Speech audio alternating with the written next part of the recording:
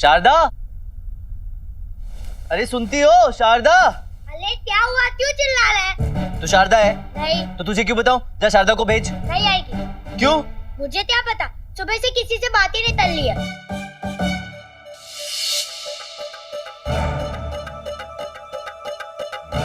फिर कभी आम नहीं खाऊंगा।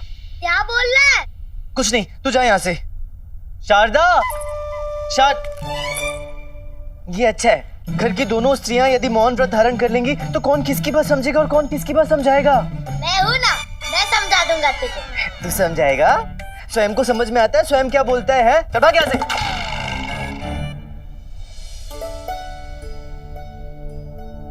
अच्छा सुनो, मुझे कैसे कहूं, मुझे बहुत भूख लगी है, कुछ खाने को मिलेगा?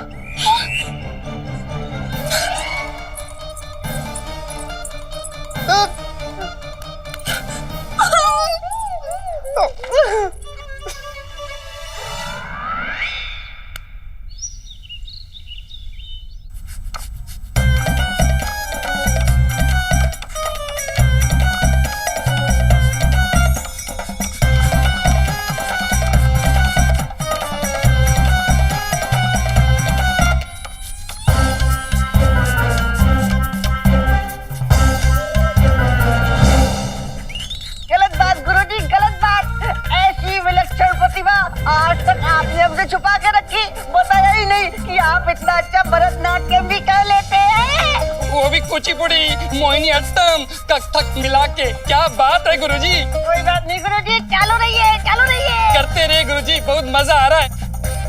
तकिते तक तकिते तक धी, तकिते तक तकिते तक धी, तकिते तक तकिते तक धी। अरे चुप!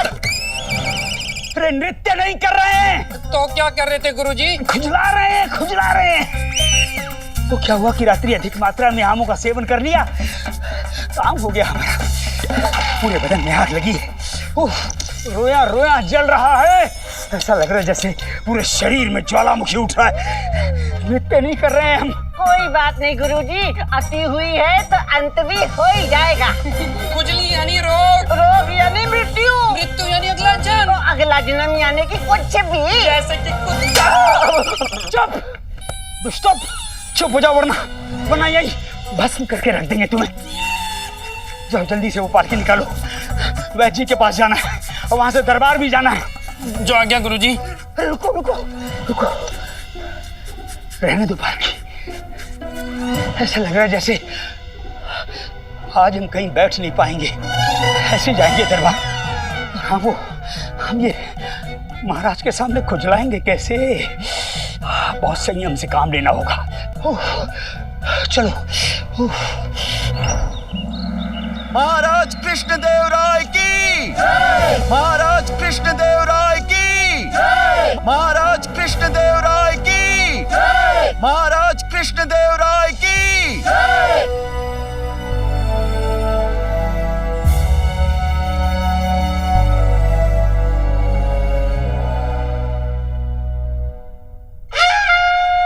आचार्यवर जी स्थान ग्रहण कीजिए। नहीं महाराज, हम ऐसे ठीक हैं। ऐसे कैसे ठीक है आचार्यवर? आप इस दरबार के राजपुरोहित हैं, यदि आप खड़े रहे तो नहीं महाराज, हम ठीक हैं, बिल्कुल ठीक है। किंतु कारण क्या है आपका इस तरह खड़े रहने का आचार्य? कारण वो, हाँ महाराज, वो हम सीधा समाधि से आ रहे हैं ना, तो वो भक्ति के ताप से हमारा शरीर तप रहा है। तो यदि हम बैठे तो हमारे ताप से हमारा ये बैठने का स्थान भी तप जाएगा, और यदि हमारा स्थान तप गया तो हम मतलब आज हम कहीं बैठ नहीं पाएंगे महाराज। क्षमा करें महाराज, परंतु यदि राजगुरु खड़े रहे तो ये उनकी गरिमा और प्रतिष्ठा का अनादर होगा। तो जब तक आचार्य नहीं बैठ जाते हम सब भी खड़े ही रहते हैं। खड़े हो जाइए। अरे नहीं नहीं, बैठिए बैठिए, हमारे लिए खड़े रहने की कोई आवश्यकता नहीं है, बैठिए। अरे ऐसे कैसे ठीक है राजगुरु? आप खड़े रहे और हम बैठ जाएं, असंभव। खड़े हो जाइए। अरे बैठिए ना आप लोग। अरे आचार्य आप। अरे विदूषक महोदय, कृपया आप भी अपना स्थान ग्रहण कीजिए। हम ठीक हैं, बिल्कुल ठीक हैं हम, हैं? देखिए महाराज, जब ये ताप जो है ये कम हो जाएगा तो हम बैठ जाएंगे। धन्यवाद, हमारी चिंता करने के लिए धन्यवाद। बैठ जाइए आप भी।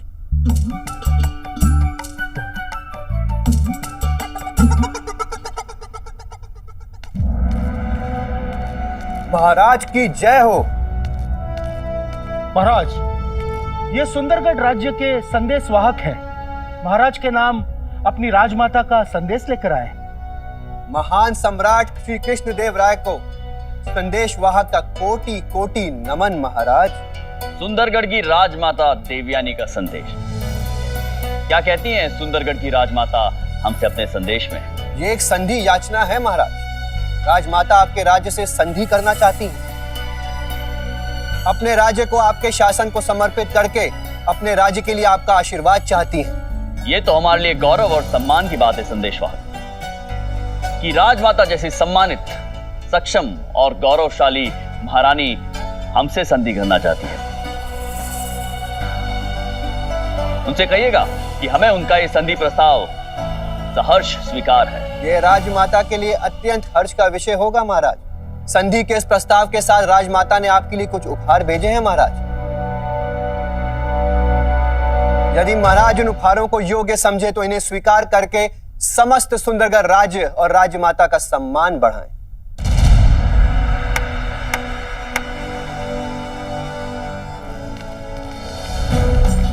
इन उपहारों में विजयनगर की महारानियों के लिए कुछ विशेष उपहार भिजवाए हैं हमारी राजमाता ने। अगर इस अवसर पर राज्य की दोनों महारानियों की उपस्थिति हो तो इन उपहारों का सम्मान बढ़ेगा महाराज। अवश्य।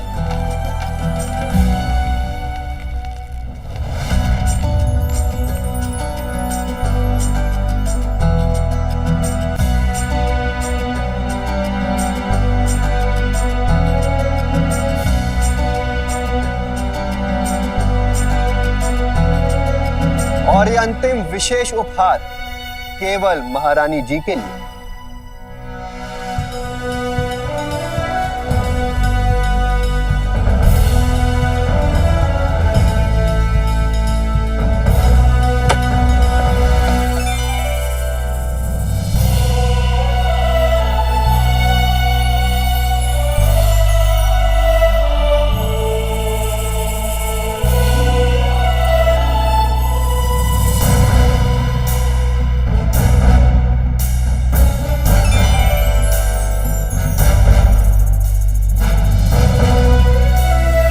हमारी राजमाता द्वारा भेजा गया वो दुर्लभ सिंदूर पट है महाराज, जिसे विशेष रूप से महारानी के लिए बनवाया गया है।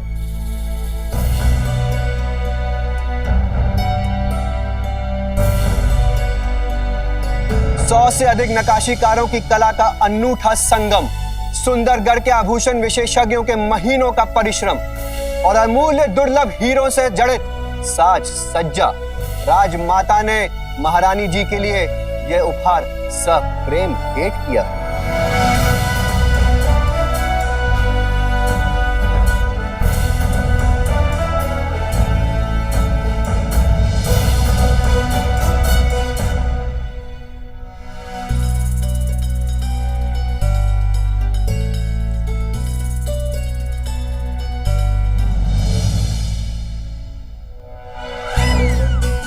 विपत्ति, घोर विपत्ति।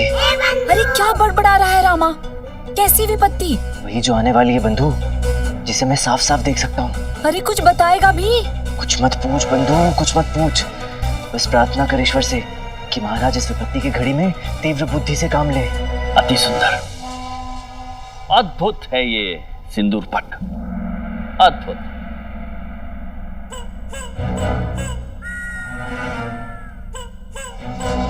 कितनी भाग्यशाली होगी वो स्त्री जिसकी शोभा बनेगा ये अविस्मरणीय उपहार। नहीं बोलना था महाराज, ऐसा नहीं बोलना था। महारानी,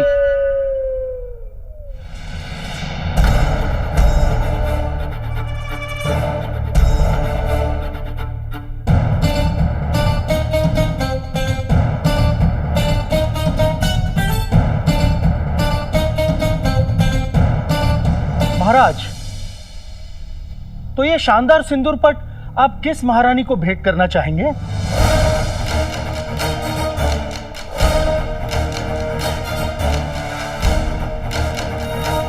क्या सोच रहा है रामा?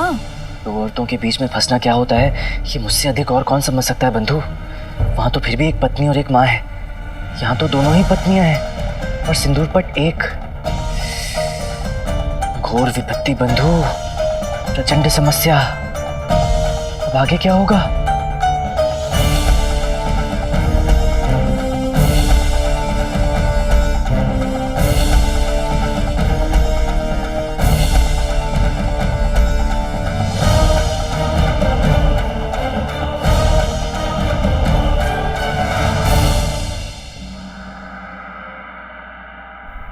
बस, धन्यवाद। भोजन कीजिए ना महाराज। हम आपसे कुछ कह सकते हैं? अवश्य महाराज। बड़ी महारानी, आप तो जानती हैं कि हम आपको कितना मानते हैं। जानते हैं। आपकी सुंदरता और बुद्धिमत्ता के कितने बड़े प्रशंसक हैं हम। जानते हैं। हम हमेशा सबसे कहते आए हैं और कहते रहेंगे कि हमारी दोनों रानियों में से जो बड़ी रानी है वो विशेष है। विशेष इसलिए कि वो न केवल हमारी पत्नी है बल्कि एक मित्र, एक सलाहकार और कभी कभी तो एक बहुत ही सुलझी हुई मार्गदर्शक भी है। जानते हैं। आपका प्रत्येक निर्णय इतना सुलझा हुआ, इतना समझदारी से भरा होता है कि हम क्या कहें, शब्द नहीं हमारे पास आपकी प्रशंसा के लिए। जानते हैं। सब कुछ जानती हैं आप, इतनी सुलझी हुई है, इतनी समझदार हैं आप, तो ये भी अवश्य जानती होंगी कि हम आपसे क्या कहने का प्रयत्न कर रहे हैं। जानते हैं। जानते हैं? आप यही कहना चाहते हैं ना, महारानियां दो हैं और सिंदूर पट एक। और क्योंकि महारानी तिरुमलम्बा अभी छोटी है, नादान है, ना समझ है और बच्चों की तरह थोड़ी जिद्दी भी है जी, तो आप सोच रहे हैं कि सिंदूर पट छोटी महारानी को दे दिया जाए। नजर उतारनी पड़ेगी आप। इतनी समझदार हैं आप कि मोती दान किए होंगे हमने कि आप जैसी धर्म पत्नी मिले हमें। सत्य कह रहे हैं महाराज, पहले आप हमारे एक प्रश्न का उत्तर दीजिए। एक नहीं महारानी, 100 प्रश्न पूछिए, 100 उत्तर देंगे हम आपको। पूछिए। रामायण में कैकेयी अपने पुत्र भरत को राज्य का उत्तराधिकारी बनाना चाहती थी, राजा बनाना चाहती थी जी। पर बना कौन? प्रभु श्री राम। क्यों बने? मतलब क्यों बने प्रभु श्री राम राजा? क्यों? हम बताते हैं। इसीलिए क्योंकि वो बड़े थे। महाभारत में सबसे शूरवीर, सबसे पराक्रमी और सबसे बड़े योद्धा तो अर्जुन थे जी। परंतु राजा कौन बना? युधिष्ठिर। क्यों बने? क्यों बने? बड़े थे। अच्छा ये सब जाने दीजिए, आप बताइए आप राजा कैसे बने? कैसे बने मतलब हम ही को राजा बनना था? बनना था, परंतु आप ही को क्यों बनना था? क्यों बनना था? क्योंकि बाकी सब कुल में हमसे छोटे थे, केवल हम बड़े थे। तो हमारे विचार से स्वामी वो सिंदूर पट तो हमें ही मिलना चाहिए, क्योंकि हम तिरुमलम्बा से बड़ी हैं। देखा, हम ना कहते थे इस संसार में बल और बुद्धि का कहीं दुर्लभ संगम है तो वो केवल आप हैं, हमारे पति। कितनी जल्दी समझ ली आपने हमारे मन की बात। जी स्वामी, तो संक्षेप में बात इतनी सी है कि वो सिंदूर पट तो हमें ही मिलना चाहिए बस। वो सिंदूर पट आप स्वयं अपने हाथों से हमारे माथे पर सजाएंगे। महाराज, आपने तो कुछ खाया ही नहीं, भिंडी लीजिए ना। जी जी है।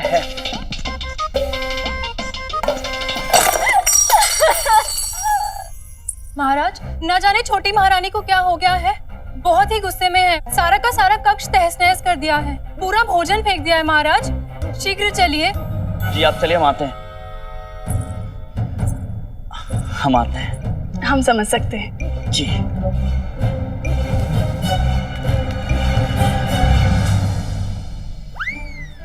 कोई समस्या नहीं छोटी महारानी।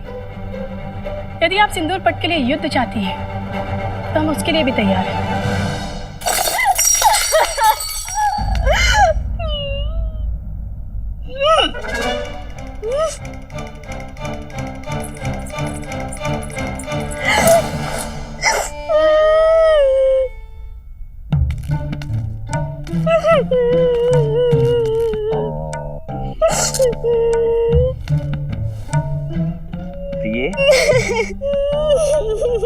छोटी महारानी जी, ये सब क्या है? क्या हुआ? आप इतनी दुखी क्यों हैं? आप हमें बताइए। अब आपको हमसे कोई प्रेम, कोई लगाव नहीं रहा। अरे किसने कह दिया आपसे? ऐसा नहीं है, हम निसंदेह प्रेम करते हैं, बहुत प्रेम करते हैं आपसे। तो बताइए हमें, तो इंसानों के बीच में सबसे महत्वपूर्ण क्या होता है? उनका रिश्ता। उस रिश्ते में सबसे महत्वपूर्ण क्या होता है? आपसे विश्वास। उस विश्वास में सबसे महत्वपूर्ण क्या होता है? निसंदेह प्रेम।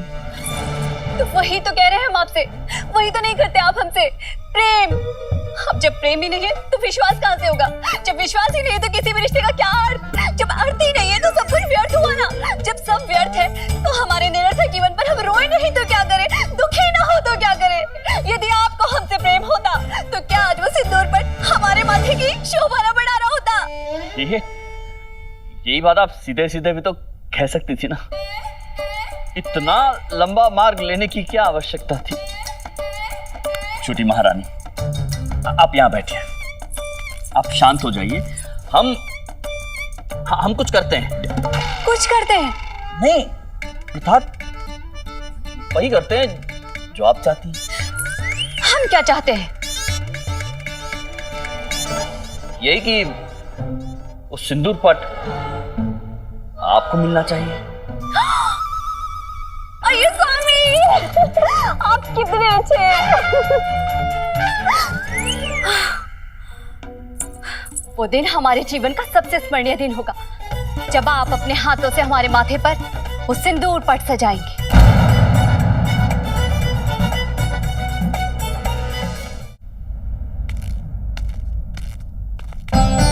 वो सिंदूर पट तो हमें ही मिलना चाहिए बस।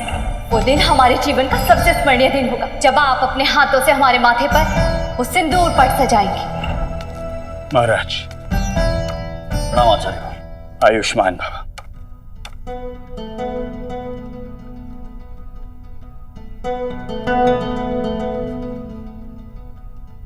क्या बात है महाराज, आप कुछ चिंतित से प्रतीत हो रहे हैं। सब ठीक है ना? सब ठीक नहीं है आचार्यवर। क्यों? जब से सिंदूर पट उपहार में आया है ना, हमारा सुख, हमारी शांति, सब कुछ स्वाहा हो गई है। सिंदूर पट एक और रानियां दो, और दोनों को सिंदूर पट चाहिए आचार्य। हमारी समझ में ये नहीं आ रहा है कि हम करें तो क्या करें।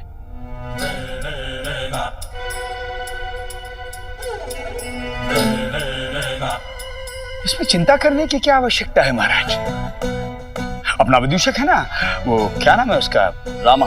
रामा जी, उसे एक कार्य दे दीजिए। रामा जी, और विदूषक होते किस लिए महाराज? उन्हीं का कार्य होता है ये। मनोरंजन करते करते, हंसते हंसाते बिगड़ी बात बना देते। और हमें पूर्ण विश्वास है महाराज कि वो ये कार्य सफलता से और सरलता से कर लेगा। क्या ये सचमुच संभव है? अवश्य संभव है महाराज। सिपाही, विदूषक रामकृष्ण को शीघ्र यहां बुलाइए। धन्यवाद आचार्य।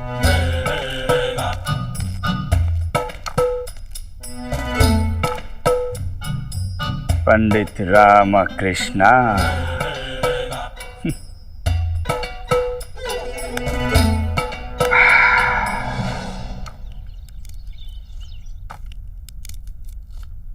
कैसी भिंडी लेकर आई? एक भी अच्छी नहीं। अम्मा, इसमें हम क्या कर सकते हैं? आपको भिंडी खानी थी, भिंडी की तो ऋतु भी नहीं है, फिर भी किसी तरह ढूंढ ढांड के आपके लिए भिंडी लेकर आए, तो ऐसे ही मिलेगी ना। अब क्या आपके लिए हम भिंडी बनकर उग जाए? तुझे भिंडी बन के उगने के लिए किसने कहा है? कहाँ की बात कहाँ ले जाती अम्मा? कहाँ की बात कहाँ ले गए? वहीं की बात वहीं तो है। ये रही भिंडी, ये रहे हम, ये रही आपकी शिकायत, ये रही आप। अरे अंगड़ाई क्या ले ला आलसी? देख, दोनों झगड़ लिए लोगों ने। राजा, मैं क्या पागल हूँ जो दो औरतों के झगड़े में पड़ूंगा? और एक बात स्मरण रखना गुंडप्पा, कभी भी दो औरतों के झगड़े में मत पड़ना, क्योंकि उनका झगड़ा तो कभी समाप्त नहीं होगा, उल्टे उसमें पड़ने वाला अवश्य समाप्त हो जाएगा।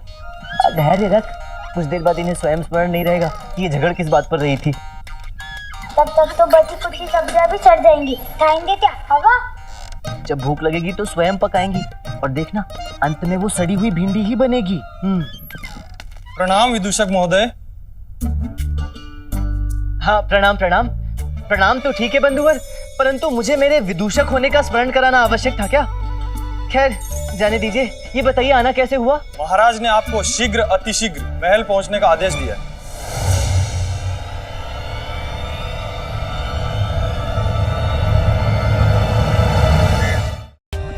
For more updates, subscribe to our channel, click the show links and enjoy watching the videos.